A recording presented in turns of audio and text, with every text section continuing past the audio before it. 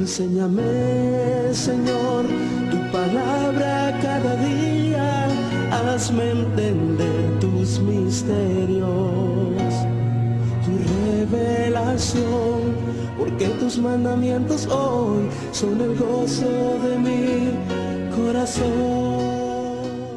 3. ¿Listas y listos?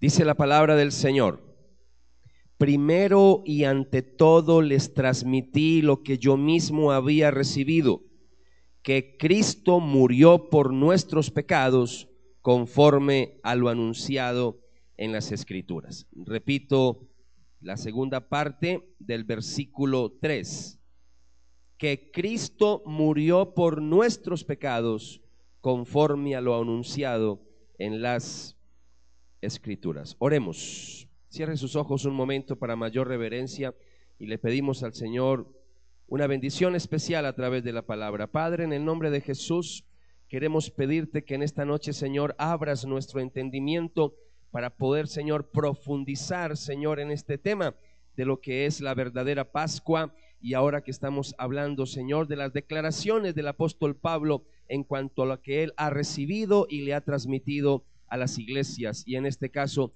que Cristo murió por nuestros pecados. Ayúdanos a profundizar hoy en esa declaración, Señor, como lo hemos venido haciendo, y sobre todo, ¿a qué se refiere San Pablo cuando dice por nuestros pecados? Espíritu Santo, acompáñanos de manera especial en este estudio, Señor, que necesitamos de tu asistencia. De antemano, Padre, gracias te damos en el nombre de Jesús.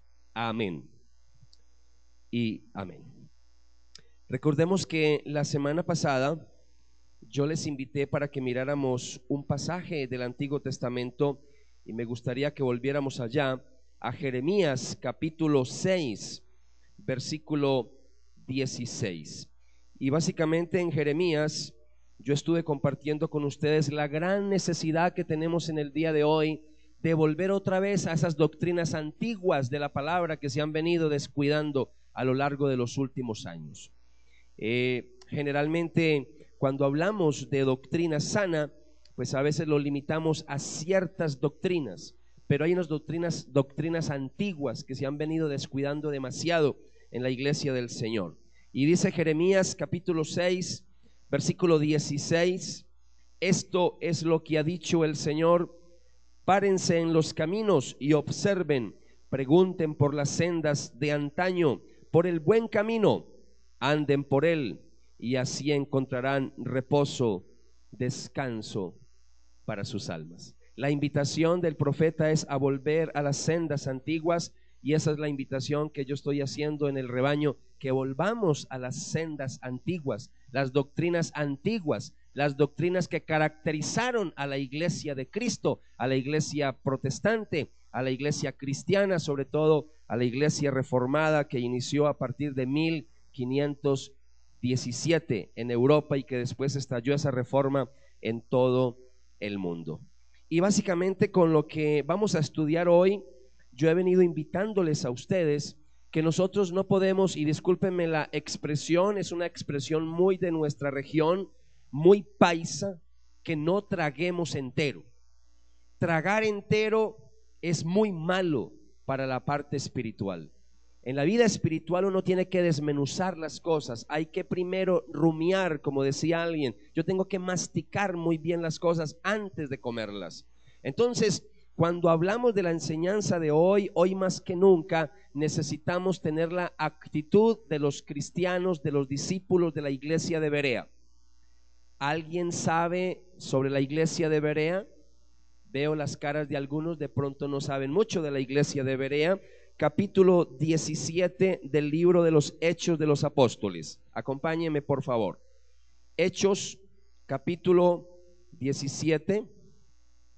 Hechos capítulo 17, cuando San Pablo está predicando a esta iglesia, a los discípulos en la iglesia de Berea. Mire lo que dice el versículo 11 del capítulo 17, para que mire la actitud de estos discípulos. Qué cosa tan interesante. Ese es mi anhelo con los discípulos del rebaño. Y dice el versículo 11 del capítulo 17: en Berea los judíos eran de mejor talante que los de Tesalónica y recibieron el mensaje con gran interés, estudiando asiduamente las Escrituras para comprobar si las cosas eran realmente así. Qué actitud tan interesante de los cristianos de Berea. Repito otra vez el versículo 11 y dice la palabra otra vez, y dice la segunda parte: recibieron el mensaje con gran interés, estudiando asiduamente las Escrituras para comprobar ¿qué? Para comprobar si las Escrituras, para comprobar si lo que le estaban enseñando era así, si realmente era verdad. Entonces, nosotros escuchamos a muchos predicadores, escuchamos programas en la televisión, en la radio, y cada vez que los medios de comunicación pues obviamente van avanzando, leemos muchos libros que conseguimos. Por favor, tratemos de depurar esas enseñanzas a la luz de la palabra, no traguemos entero. Entonces, la enseñanza que voy a compartir hoy pues no tiene que ver tanto con si es de sana doctrina o no, porque pues el que no esté de acuerdo con lo que yo voy a enseñar hoy no necesariamente quiere decir que no es de sana doctrina. En eso quiero ser claro. Simplemente que lo que voy a enseñar hoy es polémico y ha sido una discrepancia a través de muchos siglos, casi que la polémica, se los podría decir, ha sido de casi 2000 años, casi 2000 años ha sido esta polémica en la iglesia del Señor. Entonces, lo que vamos a mirar hoy, la semana pasada, ustedes saben que nosotros estuvimos pues empezando un tema sobre la expiación, cuando San Pablo en el texto que leímos al comienzo dice que Cristo murió por nuestros pecados. La semana pasada dijimos que la expiación, dimos una definición, dijimos que la expiación era la obra que Cristo hizo en su vida y muerte para ganar nuestra salvación. La expiación era la obra que Cristo hizo en su vida y muerte para ganar nuestra salvación. No tengo tiempo para explicar eso hoy para los que no vinieron la semana pasada, y avanzamos con nuestro segundo punto de la expiación. No sé cómo lleva usted su bosquejo, pero voy para mi segundo punto de la expiación, y hoy vamos a hablar de la aplicación de la expiación, la aplicación de la expiación. Cuando hablamos de la aplicación de la expiación, estamos hablando de la extensión del sacrificio de Cristo. En otras palabras, se la voy a colocar bien sencilla, y es: ¿por quiénes murió Cristo? Esa es la pregunta que hoy nos vamos a responder, y ha sido una polémica, repito, a lo largo de los siglos. Tanto es polémica que en el día de hoy las iglesias cristianas todas están divididas en eso, pero somos de sana doctrina, pero en eso no estamos de acuerdo todos. Entonces hoy vamos a responder por quiénes murió Jesucristo. En otras palabras, es decir, ¿cuál fue la intención del sacrificio de Cristo? Cuando Él vino a la tierra, ¿vino a qué? ¿Vino para qué? Exactamente, ¿a quién tenía como propósito cuando murió en la cruz del Calvario? O si lo colocamos en términos del Padre Celestial que envió a su Hijo, ¿por quiénes envió el Padre Celestial a morir a Jesucristo en la cruz del Calvario? Y para poder responder a esa pregunta yo tengo que hacer otras preguntas. Tengo una lista de preguntas acá y espero que no se me distraiga, que le preste atención a esto, porque esto es muy importante para nosotros como rebaño. Y mire, otras preguntas para poder entender y contestar la pregunta de cuál fue la intención del sacrificio de Cristo en la cruz del Calvario. Aquí tengo como 5 preguntas. Primera pregunta: ¿qué efecto tuvo su sacrificio en la cruz? 2. ¿Por quiénes hizo expiación Cristo? 3. ¿Qué logró su muerte en la cruz? 4. ¿Qué garantizó la muerte de Cristo? 5. Y aquí presta atención a esta: ¿vino Cristo para pagar todos los pecados de todos los seres humanos en general, o vino para pagar eficazmente por los pecados de unas personas en particular? Voy a repetir, que ahí está ya hacia dónde es que va esta predicación. ¿Vino Cristo para pagar por todos los pecados de todos los seres humanos en general, o vino para pagar eficazmente por los pecados de unas personas en particular? Y aquí viene otra pregunta, la última: ¿tenía la intención Cristo de salvar universalmente a todos los seres humanos? ¿O tenía el sacrificio de Cristo de salvar particularmente a algunos de la humanidad? Esas son las preguntas que vamos a responder para poder entender y responder la pregunta principal: ¿cuál fue la intención del sacrificio del Señor? Hasta aquí, ¿cómo vamos? Ya sabe para dónde vamos, ¿cierto? Ya más o menos sabe para dónde vamos. Yo voy a empezar con una declaración. La muerte de Cristo, escuche esto que le voy a decir, fue suficiente para cubrir los pecados de todas las personas, pero el aspecto sustitutivo de su muerte solo se aplica a los elegidos de Dios. Voy a repetir esa declaración. La muerte de Cristo fue suficiente para cubrir los pecados de todas las personas, pero el aspecto sustitutivo de su muerte solo se aplica a los elegidos de Dios. Escuché a un predicador reformado, a un predicador que sigue la línea de nosotros, con una ilustración frente a esto muy interesante que le va a ayudar a entender la predicación hoy. Si no ha podido tomar apuntes de todo esto, tranquilo, tranquila, que esto lo estamos grabando y después van a tener estas conferencias la próxima semana, o en 15 días van a tener toda la serie de Cristo el Cordero Pascual. Pero déjeme decirle esto, me interesa más que preste atención si de pronto no le ha dado tiempo de tomar apuntes. Escuché a un predicador que decía: X persona, don Carlos, tiene, es un ejemplo hipotético, tiene en el banco, tiene millones y millones y millones y millones y millones y millones de pesos. Don Carlos, en el banco, él puede cubrir las deudas de todos los que estamos aquí en este lugar. Don Carlos, con ese dinero que haya, puede cubrir, pero él no va a pagar la deuda de nosotros, porque don Carlos no tiene nada que ver con nosotros. Pero ese dinero en el banco tiene la capacidad, el potencial de ¿qué? De cubrir la deuda de todos nosotros, pero él no paga la deuda de todos nosotros. En otras palabras, cuando hablamos entonces de la muerte de Cristo, tenía la capacidad de cubrir, claro, es suficiente para cubrir todos los pecados de la humanidad, pero él no pagó por todos los pecados de la humanidad. Y ahí está la controversia.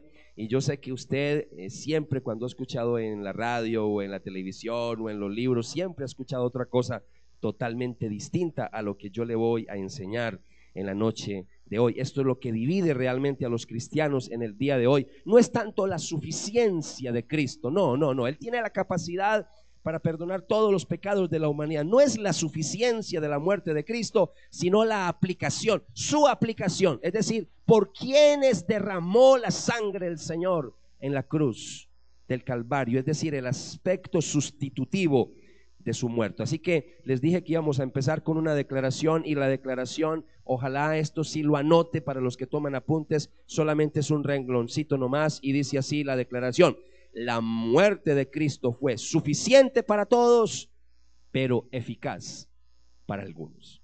Otra vez, la muerte de Cristo fue suficiente para todos, pero eficaz para algunos.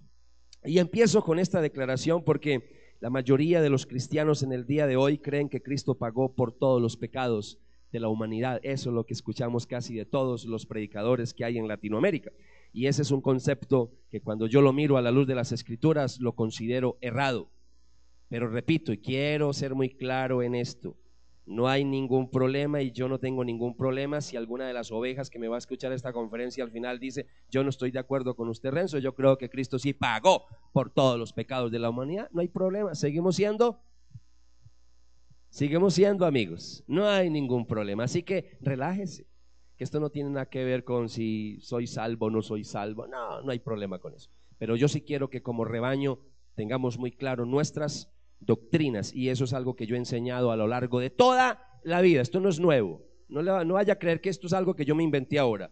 Los que me conocen saben que llevo más de 20 años en los caminos del Señor y siempre he venido predicando este tipo de cosas. Lo que pasa es que de pronto usted no me ha escuchado desde el púlpito decir estas cosas. Esto lo dejamos más para enseñar doctrina en la iglesia. Entonces, cuando estamos en doctrina, ustedes me han escuchado enseñar esto. Entonces, quiero aclarar este punto de la aplicación de la expiación de la muerte de Cristo y lo voy a hacer a continuación.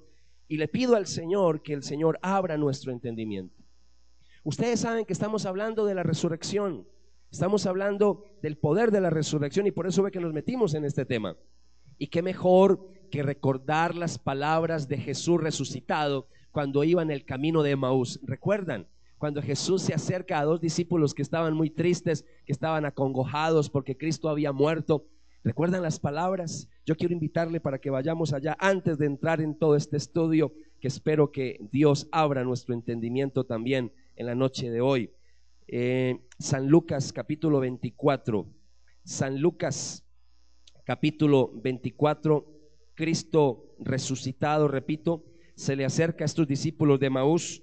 Lucas capítulo 24, versículo 45, y dice la palabra del Señor que entonces Jesús les abrió la mente para que comprendieran el sentido de las Escrituras. ¿Qué hizo Jesús con los discípulos de Emaús? ¿Qué hizo? Les abrió el entendimiento para que ¿qué? Para que entendieran las Escrituras. Entonces, nuestro tema de hoy, de la aplicación de la expiación de la muerte de Cristo en su bosquejo, aquí va el primer punto. Lo que he dicho ha sido introducción. Primer punto: los planes de Dios son reales y eficaces. ¿Los planes de Dios son qué? Reales. Cuando hablo de reales, no es potenciales, no es virtuales, es reales y eficaces. Si Dios había intentado salvar a cada persona en la cruz, como enseñan la mayoría de predicadores, entonces cada persona, la consecuencia es que va a ser ¿qué? Va a ser salvo. Y uno sabe a la luz de lo que pasa en el día de hoy y a la luz de las Escrituras que no todos se van a salvar. Y sabemos que así no es. Entonces repito otra vez la pregunta: si Dios había intentado salvar y planeado a cada persona en la cruz, entonces cada uno sería salvo mediante ella. Y lo que Dios ha planeado, dice la palabra del Señor, que cuando Dios planea algo, lo lleva a cabo. Tengo muchas citas bíblicas, solamente le voy a regalar una. Isaías capítulo 46, versículo 10 y versículo 11. Isaías capítulo 46, versículo 10 y versículo 11. Le animo a traer Biblia. Nosotros aquí estamos estudiando la Biblia. Esto no es una predicación, es más un estudio. Entonces qué bueno que traiga la Biblia. Acostúmbrese para que nos acompañe, se deleite más y aprenda a estudiar la palabra del Señor con nosotros. Isaías capítulo 46, versículo 10 y versículo 11, dice Dios a través del profeta: anuncio el futuro desde el principio, de antemano lo que no ha sucedido, hago que se mantengan mis decisiones, llevo a cabo todo lo que quiero. Lo dije y lo llevaré a cabo, lo decidí y lo realizaré. Entonces, si la muerte de Cristo hubiera tenido la intención de salvar a todos los seres humanos, entonces tenemos que decir una de dos cosas: o Dios fracasó porque su intención fue salvar a toda la humanidad, y sabemos que no toda la humanidad se va a salvar. Entonces, una de dos: fracasó el Señor en el plan, o dos, no quiso llevar a cabo su plan, se arrepintió. Y las dos conclusiones son erradas, porque cuando vemos en la palabra del Señor, cuando Dios planea algo, lo lleva a cabo. Por eso estamos diciendo que los planes de Dios son reales y eficaces. ¿Recuerdan cuando Cristo dijo: ancho y espacioso es el camino que lleva ¿a dónde? A la perdición, y muchos son los que entran por ese camino? Ya el Señor sabía que la gran mayoría no iba a creer en Él. Él lo había dicho y dijo: angosto y estrecho es el camino que lleva a la salvación, y pocos son los que entran por ese camino. Entonces, la respuesta cuando nosotros miramos esto, amados, amadas, la pregunta que tenemos que hacernos es: ¿la salvación de Cristo lograda en la cruz fue potencial o fue eficaz? La muerte de Él en la cruz tenía el potencial, era para saber el que creyera, pero si no cree, pues aquí no pasó nada, o realmente Él murió por un grupo de personas en la cruz del Calvario. Por eso tenemos que decir: o es potencial su muerte, o realmente su muerte en la cruz es real eficaz. Y eso es lo que yo pretendo contestar hoy, porque esa es nuestra posición. Entonces la respuesta es: aquellos por quienes se efectuó la expiación, aquellas personas por las que Cristo murió, son las personas que en realidad son salvas. Si Él muere en la cruz por toda la humanidad, la conclusión entonces es que toda la humanidad se va a salvar, porque la sangre de Cristo quita todo pecado. Entonces la conclusión es: si Cristo murió por toda la humanidad, entonces toda la humanidad se va a salvar, y eso se llama universalismo, y eso sí es una herejía, porque sabemos que nadie enseña eso, ni los cristianos que están en desacuerdo con nosotros enseñan eso tampoco. Entonces la conclusión a la que tenemos que llegar, y a donde quiero llevarlos a ustedes, a la luz de la palabra, porque voy a mostrar muchas citas bíblicas. La expiación no es potencial, es una expiación eficaz, así de sencillo, amados y amadas. Volvemos otra vez a la pregunta: ¿por quiénes Cristo hizo expiación? La interpretación que pagó por todos los pecados de la humanidad, no voy a entrar en detalle, pero a esa doctrina se le llama la doctrina arminiana. No voy a entrar en detalle, porque eso es algo que vamos a tener material en la iglesia para que usted pueda comprar esos videos, para que se pueda profundizar o verlo gratis por internet, porque tenemos todo un documental de esto que yo les estoy diciendo, para que conozca la historia desde Pablo, pasando por Agustín, pasando por Lutero, pasando por Calvino, hasta el día de hoy, de cómo las iglesias siempre han estado en cierta manera divididas en este tema. Usted va a tener ese material. Tengo un documental hermosísimo que lo colocamos en Biblia en Red. Es una película que dura más de 2 horas, donde está todo esto que les estoy enseñando, hablando de los predicadores. Para los que conocen Biblia en Red, los predicadores de Biblia en Red y muchos más, como John MacArthur, Pablo o Paul Wasser, cuando hablamos de Tolofilo, cuando hablamos cuando hablamos de Adrian Rogers, cuando hablamos de Charles Stanley, cuando hablamos de todo este tipo de personas, son no arminianos, sino la otra posición que la que yo estoy compartiendo, que Cristo murió solamente por un grupo de personas en la cruz del Calvario. Esa posición se llama la posición calvinista reformada. Entonces, en el día de hoy, para que usted entienda, la iglesia del Señor, en cierta manera, hay 2 bandos. Somos de sana doctrina todos, para que estemos tranquilos, pero hay 2 bandos. Un paréntesis pequeñito, aunque esto es más profundo que el ejemplo que les voy a decir. Esto es más profundo, pero voy a colocar otro ejemplo.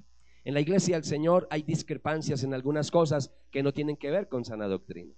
Hay iglesias, voy a colocar un ejemplo, hay iglesias cristianas como nosotros, también de sana doctrina, y participan de la Santa Cena y dicen que no puede ser vino, que tiene que ser jugo de uvas, que no puede ser vino fermentado, y tienen su posición. Nosotros, otro grupo como nosotros, creemos que debe de ser vino, porque eso es lo bíblico, no un juguito ahí nomás, no, es vino, porque eso fue lo que compartió el Señor. Y ahí, si usted cree lo uno o lo otro, eso no tiene que ver nada con nuestra salvación, pero uno tiene que tener argumentos bíblicos para defender una u otra posición. ¿Estamos? Están los que dicen que podemos comer de todo, como el rebaño, podemos comer de todo, no tenemos ningún problema, pero hay iglesias cristianas evangélicas que no comen ciertas cosas como morcilla, etcétera, etcétera, que porque eso tiene sangre. Ni este ni aquel, ahí no estamos hablando si usted se salva o no se salva por eso. Son posiciones dentro de la iglesia. Ahora, lo que yo estoy hablando sí es una cosa delicada, pero aún así, si usted no está de acuerdo, no hay ningún problema. Diferente fuera que estuviéramos hablando aquí de la Trinidad. Eso sí es otra cosa. Si usted ya no cree en la Trinidad, ahí sí estamos en un problema, porque la Trinidad es una doctrina sana y eso lo defendemos, y que Cristo es Dios y que viene por segunda vez. Voy a colocarle otro ejemplo, ya que estoy hablando de la segunda venida de Cristo. Con respecto a la segunda venida del Señor, las iglesias cristianas tampoco estamos de acuerdo. Una gran cantidad y la gran mayoría, yo siempre he dicho que no necesariamente la mayoría tiene la razón. La gran mayoría de las iglesias en Latinoamérica enseñan que Cristo viene, sí, por segunda vez, se queda en el aire, nadie lo ve, en secreto, se lleva a la iglesia, la arrebata y se la lleva 7 años para el cielo o 3 años y medio. Y otros como yo enseñamos una cosa totalmente distinta. Enseñamos que Cristo sí viene por segunda vez, claro que sí. Cuando Él ya está en las nubes, la palabra del Señor dice, todo ojo le verá. Y claro, va a arrebatar su iglesia, pero para darle la bienvenida al Rey que viene. Y Él sigue descendiendo y ahí separará la humanidad, las ovejas a la derecha y las cabras a la izquierda. No hay sino una segunda venida. Eso es lo que enseñamos algunos. Los que enseñan que la segunda venida viene en el aire y se lleva a la iglesia y a los 7 años vuelve con la iglesia, ya no hay 2 venidas, habrían 3 venidas. Cuando vino la primera vez y nació y murió, la segunda cuando se queda en el aire en secreto, y la tercera cuando viene con su iglesia. La Biblia dice que Él viene con sus ángeles y va a recoger a los escogidos de los 4 extremos de la tierra, pero la gran mayoría de predicadores enseñan todo lo contrario. Ahora, la pregunta es, las 2 posturas, no, eso ni salva, simplemente es una posición dentro de la iglesia, porque la Biblia en algunos asuntos no todos estamos de acuerdo. ¿Por qué me estoy extendiendo en estas aclaraciones o clarificaciones? ¿Sabe por qué me estoy extendiendo? Porque no quiero malos entendidos en el rebaño. ¿Estamos? Que esta doctrina, si usted no está de acuerdo, si hay alguien aquí que nos acompaña que viene de otras iglesias y ha recibido formación doctrinal en otras iglesias, qué sé yo, asambleas, qué sé yo, cuadrangulares, qué sé yo, centros de fe y esperanza, esas iglesias son arminianas, no son calvinistas, arminianas. Por eso les dije que no voy a entrar en todo el proceso. Arminianas es por Jacobo Arminio, que fue el que enseñó eso, y calvinistas es por Juan Calvino. Pero otra vez, usted va a tener aquí todo el material para que conozca más la historia. ¿Vamos bien? Entonces, otra vez, los arminianos enseñan que Cristo pagó en la cruz del Calvario por los pecados de toda la humanidad. Los calvinistas, ¿quiénes clasifican entre los calvinistas? Son las iglesias presbiterianas, bautistas, reformadas, como el rebaño. ¿Estamos? Nosotros enseñamos que Cristo en la cruz del Calvario pagó solamente por un grupo específico de personas. ¿Quién es ese grupo específico de personas? Eso es lo que vamos a contestar a continuación, y aquí va el segundo punto. La Biblia enseña que la expiación es limitada a un grupo en particular.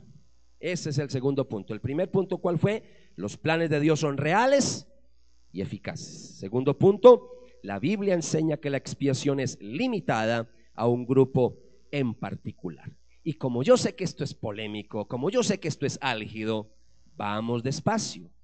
Y cuando digo que vamos despacio, para los que acá han recibido adoctrinamiento arminiano, para los que vienen de escuelas donde le enseñaron todo fue como arminianos y no como calvinistas, por favor, déjeme darle un consejo. Deje ese conocimiento ahí guardadito, por favor, no le voy a estar diciendo que lo quite, no. Déjelo a un ladito y tenga apertura para escuchar lo que va a escuchar hoy. Tenga apertura, porque si no tiene apertura se cierra, y al cerrarse no va a escuchar. No, tenga apertura, dése la oportunidad de escuchar otra posición. Mire, el que les está hablando aquí, Renzo Espinosa, los primeros años de mi vida cristiana fui arminiano. Cuando yo empecé a profundizar en la palabra del Señor y cuando empecé a interpretar la palabra utilizando reglas de hermenéutica, y yo sabía que la Biblia, un versículo tiene solamente una interpretación y no más, no es lo que yo quiera decir, sino lo que la Biblia dice. Cuando me volví celoso de la palabra, cuando empecé a profundizar en la palabra, me di cuenta que estaba equivocado. Y yo luché mucho, peleé mucho con algunos colegas. Yo recuerdo cuando estaba en el seminario, peleé con algunos porque yo enseñaba, yo era arminiano, yo no era calvinista. Y después me convertí, me convertí al calvinismo porque frente a las pruebas bíblicas yo dije, yo no puedo hacer nada. Y con el paso de los años, pues ahora soy todavía mucho más calvinista que antes, mucho más calvinista que antes. La Biblia, repito, 2, enseña que la expiación es limitada a un grupo en particular. Y vamos a volver al pasaje bíblico de Isaías capítulo 53. ¿Recuerdan que por ahí empezamos esta serie? Cuando hablamos del Cordero Pascual, ¿sí recuerdan? Vamos a empezar por ahí otra vez.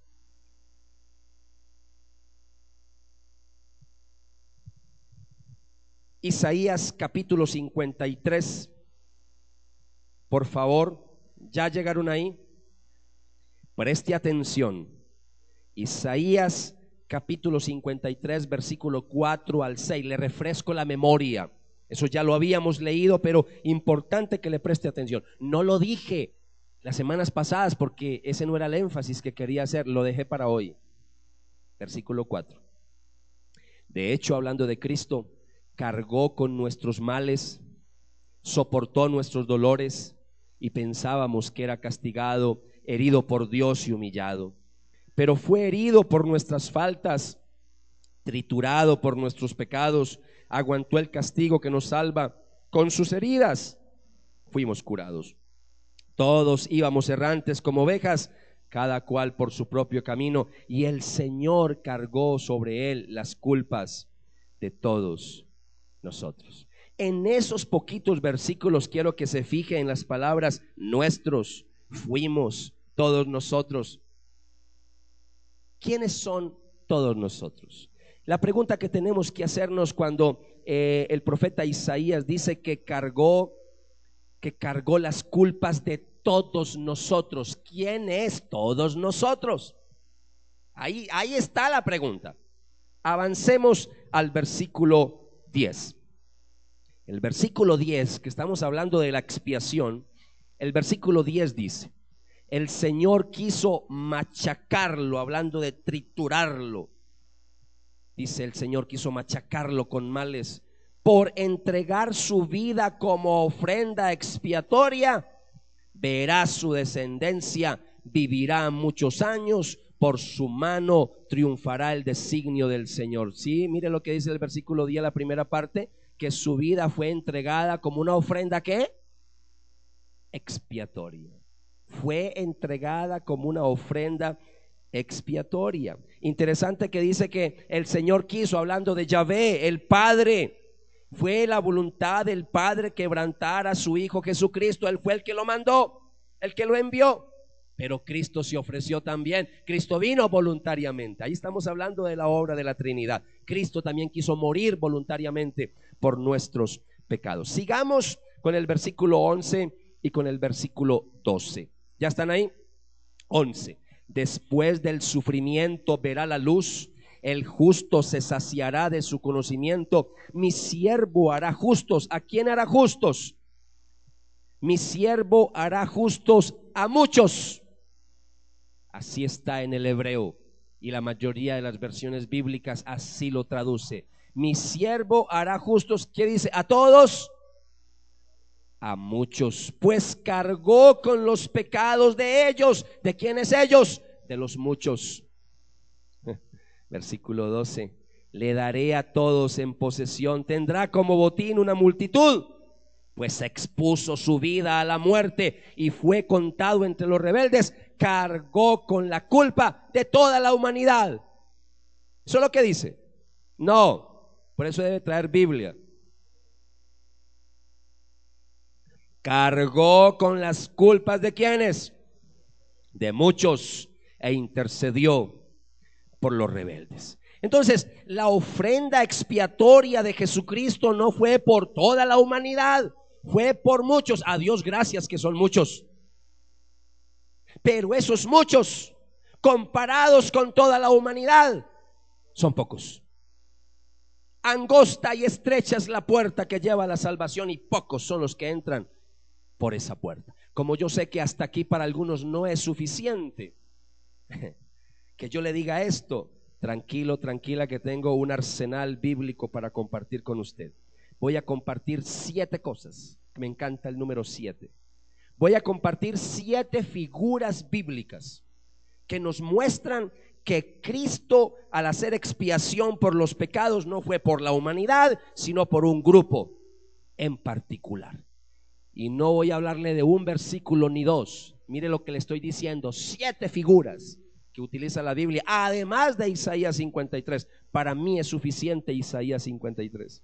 Es suficiente saber que Él cargó por el pecado de muchos, no todos. Para mí es suficiente. pero como sé que para algunos no es suficiente, y no solamente para ustedes, sino para algunos que están escuchando también esta conferencia, entonces voy a compartir 7 figuras que nos van a orientar un poquito y nos van a hablar en detalle a qué vino realmente Jesucristo, por quiénes expió Jesucristo, por quién murió Jesucristo. Y aquí va la primera, y empiezo por la que más me gusta, empiezo por la que tiene más significado, sobre todo en esta serie del Cordero Pascual. ¿Y sabe por quiénes vino Cristo? ¿A quiénes vino Cristo a salvar? A sus ovejas. ¿A quién vino Cristo a salvar? A sus ovejas, no a las cabras, porque la Biblia en términos de salvación hace diferencia entre cabras y ovejas. Él no vino a salvar a las cabras, vino a salvar fue a sus ovejas. Vámonos entonces para el versículo, San Juan capítulo 10 versículo 15. San Juan capítulo 10. San Juan capítulo 10 versículo 15. Todo ese capítulo 10 es hermoso, cuando el Señor dice que Él es el buen pastor.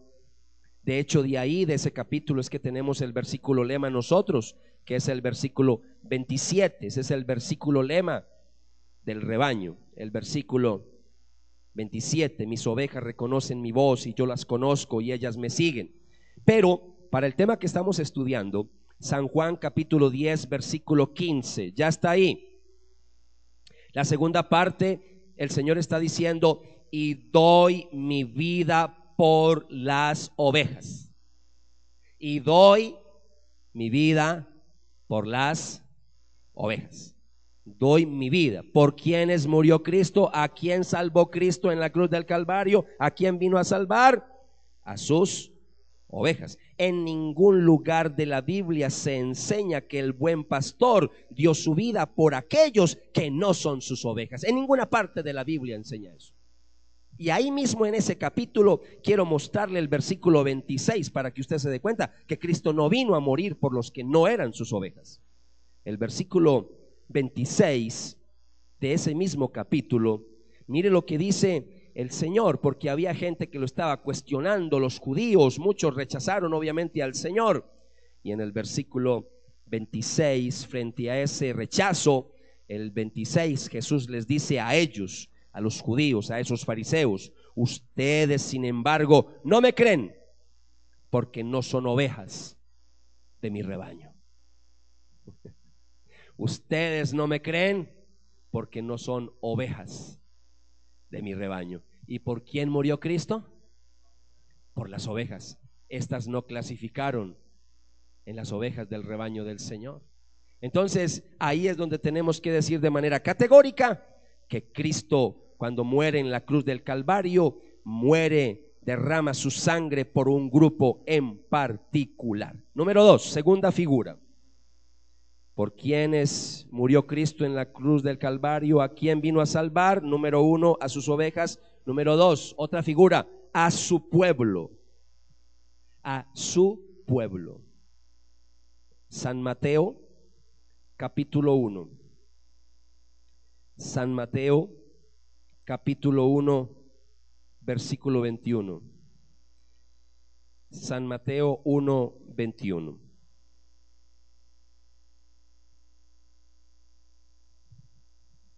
Ya llegó ahí. Estamos hablando del nacimiento de Jesús. Y dice la palabra del Señor: y cuando dé a luz a su hijo, tú le pondrás por nombre Jesús, porque él salvará a toda la humanidad de sus pecados. ¿Qué dice la Biblia? Porque él salvará a su pueblo de sus pecados. Cuando Cristo muere en la cruz del Calvario, ya sabía por quiénes iba a morir en la cruz del Calvario. Él vino a morir por su pueblo, y bendito sea Dios que nosotros clasificamos en ese pueblo por la bendita gracia del Señor, no porque seamos mejor que nadie, porque Dios en su misericordia quiso llamarnos a formar parte de su pueblo. Otra figura, si no le basta con las ovejas y el pueblo, hay otra figura muy linda, y dice que Cristo vino a salvar a su iglesia, a su iglesia. Ya Cristo sabía muy bien por qué iglesia venía a morir. su pueblo. No estoy hablando de edificios, personas, los que iban a creer en él. Y dice Efesios capítulo 5, 25. Efesios capítulo 5, versículo 25. Efesios capítulo 5, versículo 25. Cuando estén ahí me dicen. ¿Ya llegaron? Miren lo que dice. 5:25. Ustedes los maridos, hablando de esposos, la Biblia no tiene problema con maridos. En algunas regiones marido suena raro, pero en la Biblia marido es esposo. Ustedes los maridos amen a sus esposas, pero mire lo que dice San Pablo, como Cristo amó ¿a quién? A la iglesia, por ella entregó su vida. ¿Por quién entregó la vida al Señor? ¿Por toda la humanidad? ¿Por todos los hombres por igual? No, por sus ovejas, por su pueblo, por su iglesia.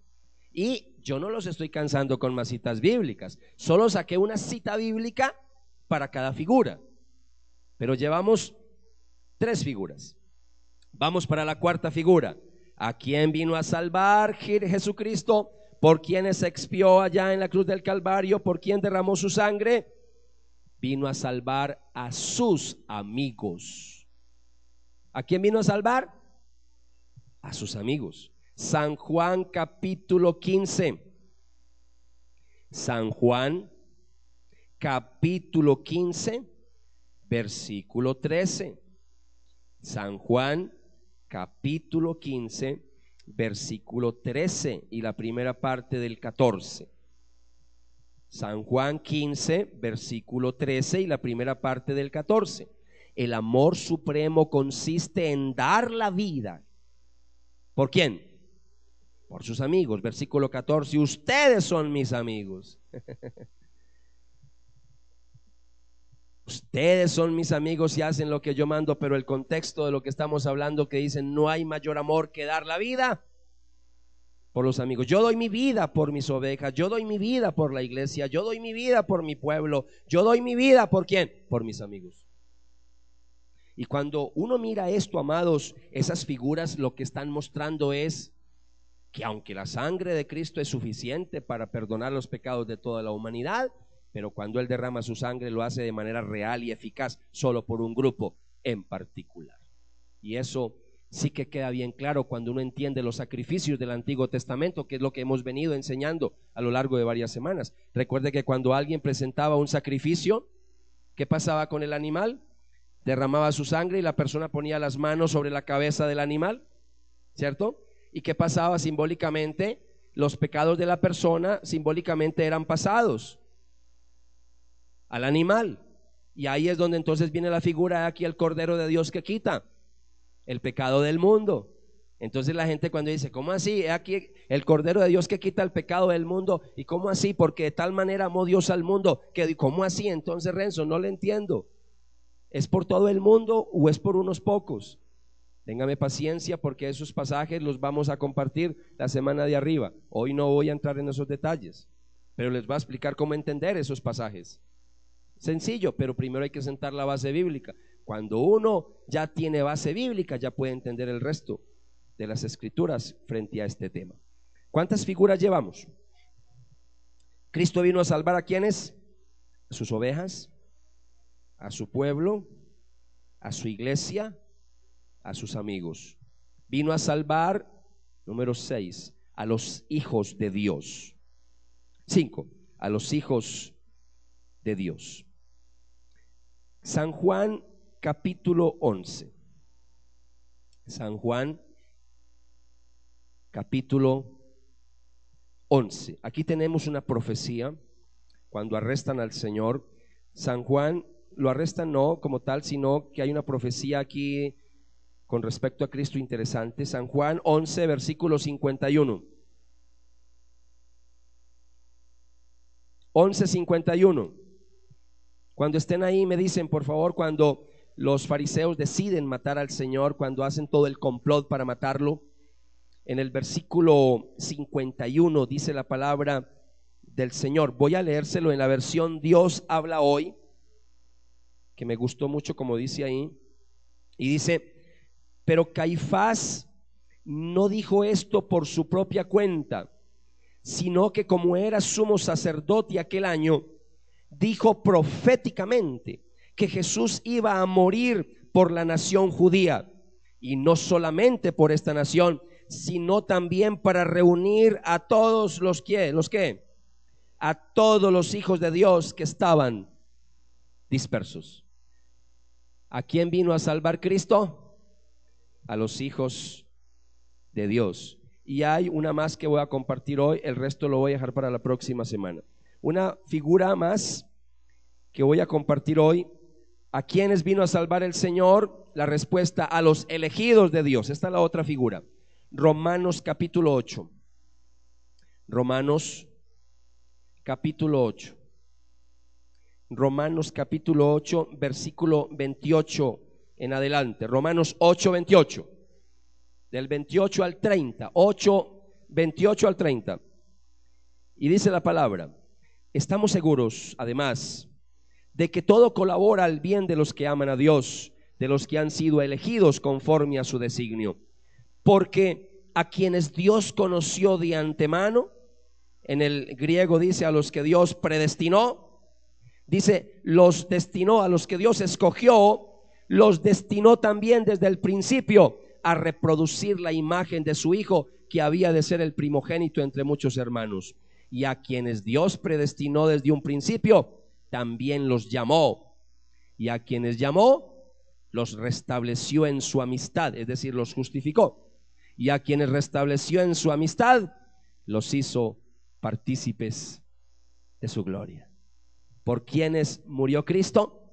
Por los que Él había predestinado, por los que Él había escogido desde antes de la fundación del mundo. Y este sí que es materia para hablar aquí mucho rato, pero hoy lo voy a dejar hasta ahí. Cristo en la Biblia se nos dice que Él murió por los elegidos, por los escogidos. Y como este tema de los elegidos es tan importante, yo quiero terminar hoy con una cita bíblica, la última cita de hoy para que descansen de todo este maratón. San Juan capítulo 6. Y esta cita que voy a compartir nos va a servir de transición para el próximo sábado. San Juan capítulo 6, versículo 37. Acompáñame hasta ahí. San Juan 6, 37.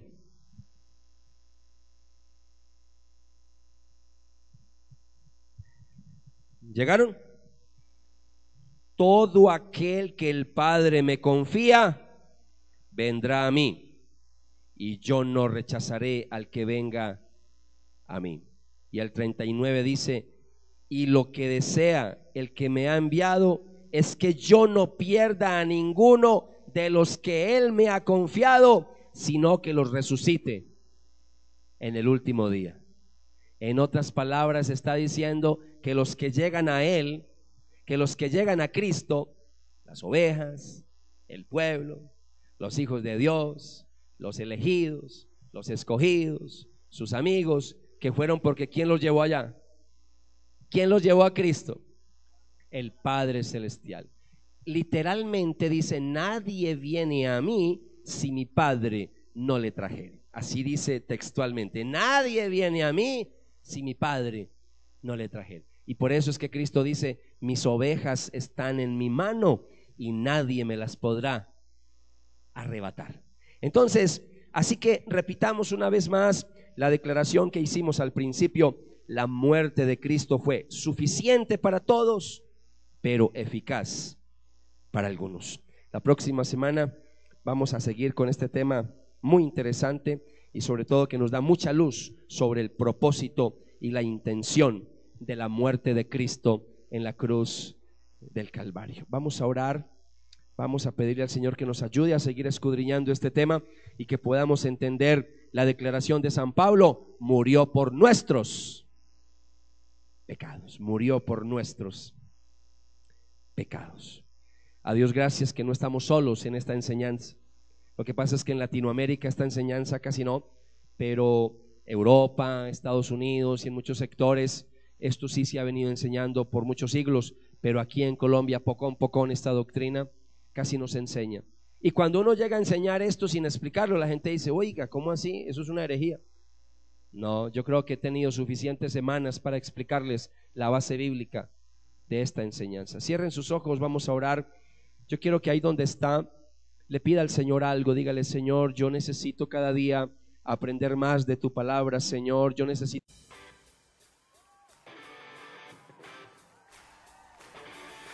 Gracias por escucharnos.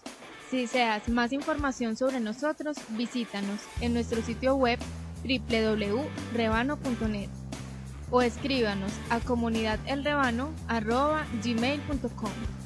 También puedes comunicarte con nosotros al teléfono 272-0733 o visítanos en nuestra celebración el día sábado a las 7 de la noche en la carrera 50, número 5270. Bello, Antioquia, Colombia. Te esperamos.